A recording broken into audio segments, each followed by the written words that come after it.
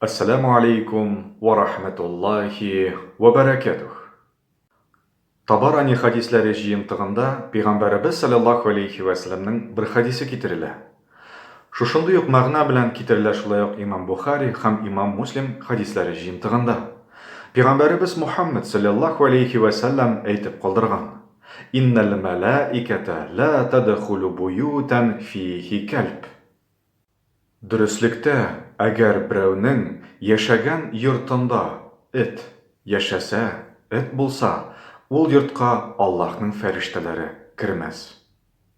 Бүгенге көндә без сезнең белән күрәбез татар халкына гомумән хас булмаган әйберне — фатирда этләр асрыйлар. Чәч тарашларга аны алып баралар, аның тырнакларын ясаталар, хәтта бар шундый кешеләр, кемнәр аларның туйларын да үткәрәләр. Бу гомумән ислам динендә тыела, чөнки эт ислам дине буенча пычрак булып санала. Ул йортка Аллаһы Тәгаләнең фәрештәләре кермәячәк. Ул йортта бәрәкәт югалачак, ул йортта йокы югалачак, ул йортта һәрвакыт ызгыш, тавыш кына булачак.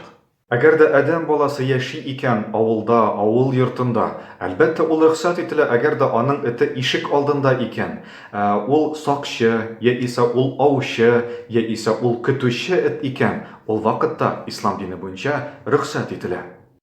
Аллаһ Раббул Гыйзза һәрберебезгә бәрәкәт һәм сәгадәт үзебезгә, гаиләләребезгә насыйп әйләсен.